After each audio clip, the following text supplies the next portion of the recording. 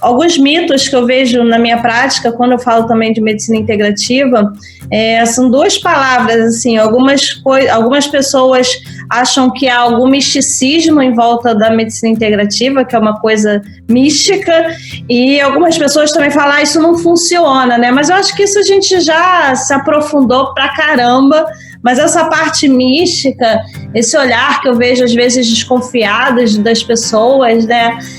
Você também percebe isso? O que você responde para essas pessoas, assim, quando elas levam para esse caminho? É bem engraçado, porque às vezes eu falo que faço medicina integrativa, aí, por exemplo, falo, eu não acredito nisso. Como se fosse uma coisa de religião que tivesse que acreditar. Na verdade, não é nada sobrenatural. A medicina realmente da sua forma mais concreta. A ideia é que a medicina integrativa, ela é tão desafiadora, às vezes, para a gente conseguir entender, porque ela não usa só a ciência exata, né, que seria a parte de cálculos, estatísticas, né, ou mesmo a biológica, né, que tem a parte da anatomia, fisiologia, mas ela usa também as ciências humanas. E as ciências humanas inclui também a arte, a filosofia, a história. Ninguém fala que não acredita em filosofia, que não acredita em história, que não acredita em arte. Mas por que fala que não acredita em medicina integrativa? Na verdade, porque está olhando a medicina integrativa com os olhos da ciência exata ou ciência biológica.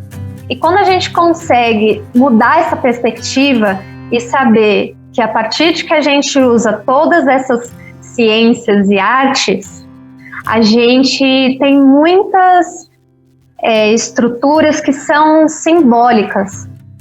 Então, às vezes, a gente acaba, por exemplo, usando técnicas de meditação, de visualização, de práticas corporais, e são práticas mais abstratas, né, quando a gente pensa do ponto de vista científico. Mas quando a gente consegue entender que essas práticas, elas, na verdade, são um símbolo, elas são uma representação e uma forma de expressão que a gente consegue conversar com a linguagem que o corpo fala e que as nossas emoções falam, talvez fique um pouco mais fácil de entender, né? A gente vê isso, por exemplo, a medicina chinesa, né? Eu digo porque como eu fiz acupuntura, eu entendo mais dessa parte da medicina chinesa. É uma medicina que já existe há mais de 4.000 anos. E ela tem uma base teórica que fala sobre o fluxo de energia através de canais do corpo, que chama de meridianos, e quando tem uma desarmonia dessa energia, acaba desenvolvendo sintomas, que é o que a gente conhece aqui como doenças.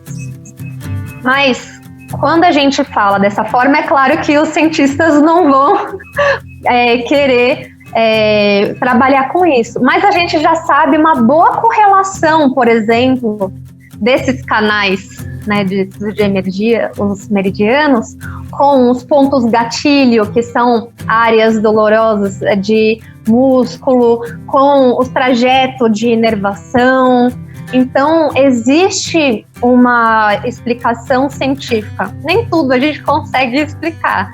E o que a gente não consegue explicar, às vezes, a gente precisa deixar um pouco nessa parte simbólica, representativa, e depois a gente vai, ao longo da nossa história, aprendendo como relacionar com a parte científica. Então, eu acho que é essa questão, né? Não é que não funciona ou que não é místico. A gente tem que saber por que você está usando, né? Que é uma questão de bem-estar, qualidade de vida, não vai substituir os tratamentos, na verdade, potencializa os tratamentos convencionais que a gente faz. E quando a gente consegue dar essa perspectiva de não uma coisa mística, mas uma coisa simbólica, talvez ajude um pouco.